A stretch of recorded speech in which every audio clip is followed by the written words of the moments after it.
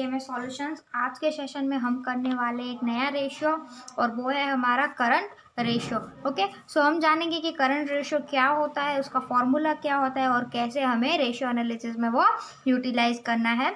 So current ratio shows relationship between current assets and current liabilities. Okay, आपने current assets और current liabilities ऐसा सुना होगा। तो ये रेशियो जो है वो क्या शो करता है, रिलेशनशिप किसकी बताता है? तो करंट असेट्स जो है हमारी और करंट लायबिलिटीज़ है, उन दोनों के बीच की रिलेशनशिप को शो करता है करंट रेशियो। ये रेशियो जनरली प्रोपोर्शन में दिखाया जाता है। This ratio indicates proportion of current liabilities against current assets. Okay, ये रेशियो क्या दिखाता है? यहाँ पे इंडिकेट करता है कि करंट लायबिलिटी और करंट असेट्स के अकॉर्डिंग कितने प्रपोर्शन में है। It can be said that the liquidity position of business entity is good if the proportion of current asset is higher than the current liabilities. Okay, generally हमें पता ही है कि अगर किसी भी बिजनेस को अगर हम देखना चाहे कि वो सही चल रहा है नहीं, बेटर चल रहा है नहीं, वो कौन सी कंडीशन में है, तो ऑलवेज उसका जो कर्जा है यानी उसकी जो लायबिलिटीज़ है दूसरों को पे करने की, वो हमेशा उसकी असेट से कम होनी चाहिए। इट मीन्स अगर इनवर्स में देखा जाए तो उसकी असेट्स लायबिलिटीज से ज़्यादा होनी चाहिए। तो अगर उसके पास ज़्यादा असेट्स होगी तो सामने उसकी लायबिलिटी अगर कम होगी, सो वो बिजनेस गुड चल रहा है ऐसा हम मान सकते हैं, क्योंकि उसके ऊपर जो कर्जा है, बोझ है, वो कम है और उसके पास असेट ज़्यादा है। More liquidity means more short term solvency. Okay, ज़्यादा लिक्विडिटी क्या होगी यहाँ पे? थोड़े जितनी ज़्यादा लिक्विडिटी होगी उतना ही ज़्यादा हम काउंट करेंगे कि यहाँ पे शॉर्ट टर्म सॉल्वेंसी दिखाई दे रही है। अब हम अगर फॉर्मूला की बात करें तो करंट रेशियो का जो फॉर्मूला होता है वो होता है current assets upon current liabilities. Current asset से करंट लायबिलिटी को आप डिवाइड कर दो तो आपको यहाँ पे करंट रेशियो मिल जाएगा। फॉर्मूला बहुत इजी है, बस थोड़ी चीज़ें हमें ध्यान में रखनी है। So current assets means which is in the cash form और कैश इक्वलेंट और which can be converted into cash with in 12 months और which can be converted into cash equivalent. Okay, यहाँ पे बात करें करंट असेट की, तो आप कौन सी असेट्स को करंट असेट्स मानोगे? जिनकी लिमिट, जिनकी लाइफ कितनी होगी? 12 months तक की होगी। So with in the 12 months जितनी भी असेट्स हो सकती हैं यहाँ पे वो हम करंट असेट में काउंट करेंगे। और वो कौन सी फॉर्म में होगी? तो वो कैश की फॉर्म में होंगी, या तो कैश इक्वलेंट, इट मीन्स यहाँ पे बैंक, फिर बैंक ड्राफ्ट जो भी बोले उनके अगर होगी तो उन फॉर्म में होगी तो हम उसे यहाँ पे करंट असेट काउंट करेंगे और वो इजीली कैश में कन्वर्ट हो सकती है, सो उसे यहाँ पे करंट असेट माना जाएगा। अगर शॉर्ट में बोलूँ तो आपको याद रखना है कि जो भी असेट्स हमारी है जो 12 months से ज़्यादा नहीं होती है और हम 12 months के अंदर अंदर उन असेट्स को सॉल्व कर सकते हैं, तो वो सारी करंट असेट्स के अंदर काउंट होती है। करंट असेट्स कौन कौन सी होती है अब देख लेते हैं। यहाँ पे इनकम्स आउटस्टैंडिंग। ओके, कोई भी इनकम है वो मिलना बाकी है हमें, तो अभी मिली नहीं है पर जब भी मिलेगी वो हमारी असेट ही कहलाएगी, इसलिए वो हमारी करंट असेट में काउंट होगी। Expenses paid in advance. अब यहाँ पे मैंने एक्सपेंसेस को पहले से ही पे कर दिया है। ओके, ये जो एक्सपेंसेस है वो एडवांस में पे किए, इसका मतलब कि जब फ्यूचर में इसे पे करना होगा तब तो नहीं किए जाएंगे, इसीलिए ये भी एक तरह की असेट हुई कि हमने पहले से ही पे करके रखा है। टैक्सेस पेड इन एडवांस, वो भी आपकी करंट असेट है। Short term lending, current investment, stock. अब स्टॉक की अगर आप बात कर रहे हो तो स्टॉक में आपको लूज टूल्स को एक्सक्लूड करना है यानी निकाल देना है। इट मीन्स अगर स्टॉक लिया जाए तो उसमें लूज टूल्स को नहीं काउंट करेंगे।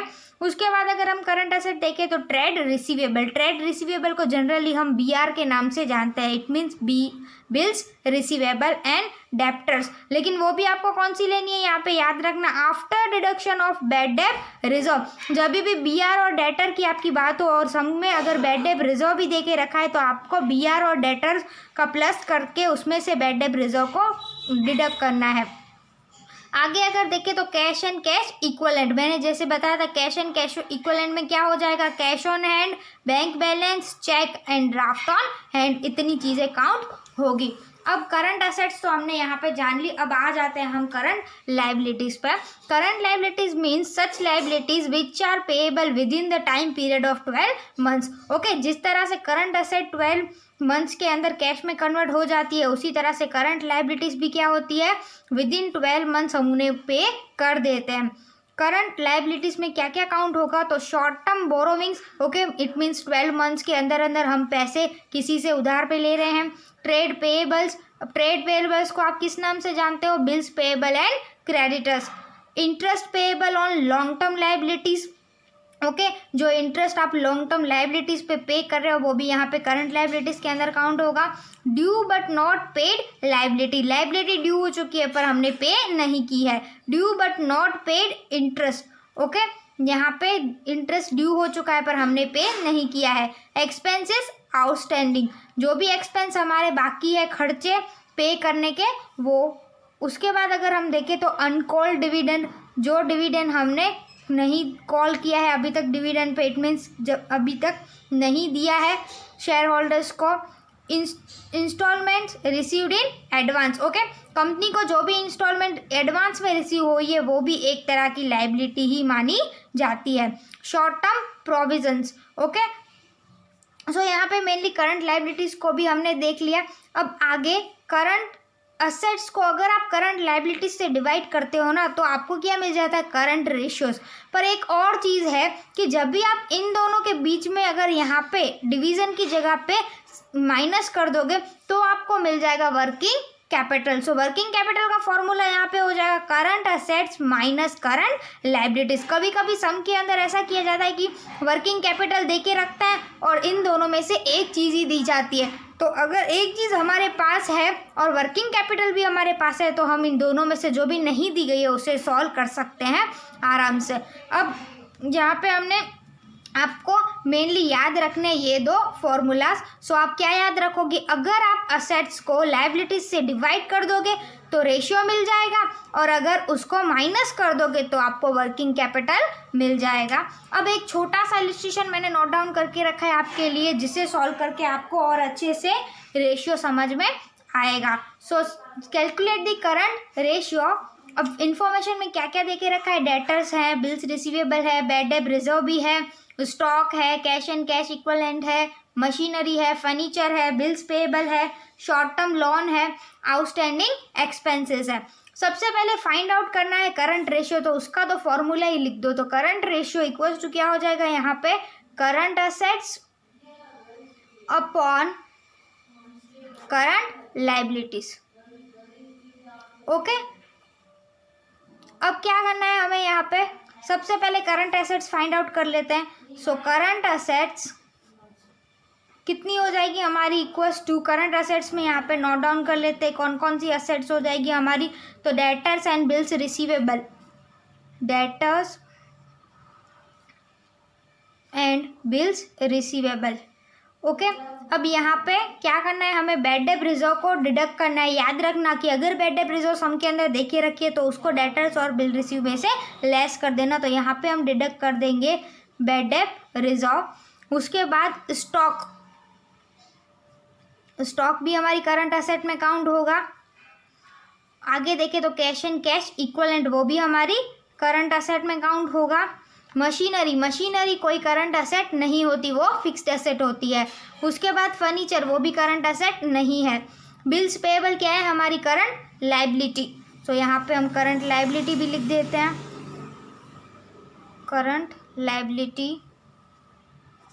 तो उसमें क्या आ जाएगा हमारा बिल्स पेएबल, वो कितना देके रखा है यहाँ पे 20,000।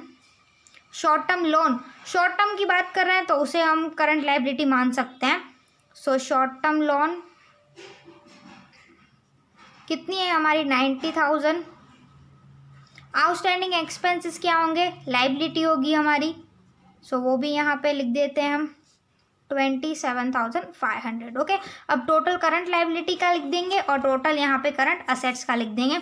असेट्स की बात करें तो यहाँ पे डेटर दे के रखे। सो डेटर्स में हम बीआर को ऐड कर देंगे और बीडीआर को क्या करना है, हमें यहाँ पे लेस करना है। सो बैड डेट रिजर्व अगर हम देखें तो वो कितनी है हमारी यहाँ पे 10,000।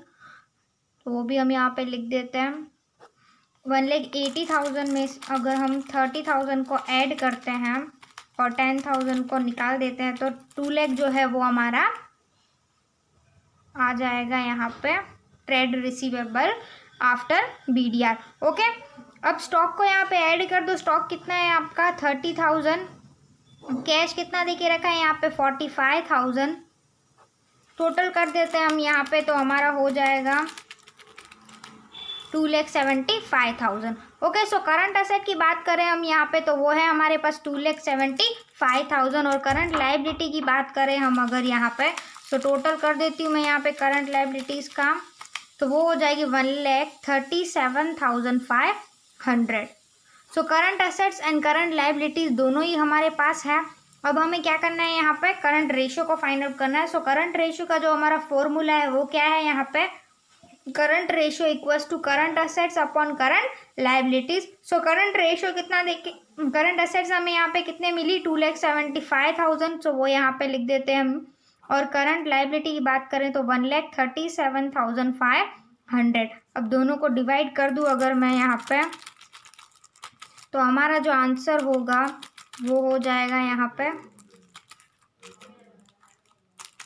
2,75,000 डिवाइड बाय 1,37,500। सो यहाँ पे आंसर आएगा हमारा 2 और हमें ये प्रोपोर्शन में दिखाना होता है इसीलिए हमारा जो आंसर होगा ना वो हम ऐसे 2:1 में दिखाएंगे। सो हमने यहाँ पे करंट रेशियो को प्रोपोर्शन में दिखा दिया। सो हमारा आंसर हो जाएगा 2:1। सो हमने करंट रेशियो को यहाँ पे फाइंड आउट कर लिया। बहुत ही इजी रेशियो है, आपको सिर्फ करंट असेट और करंट लाइबिलिटीज़ की अच्छे से नॉलेज होनी चाहिए। सो मिलते हैं अगले वीडियो में एक और नए के रेशियो के साथ। Thank you so much for watching this video.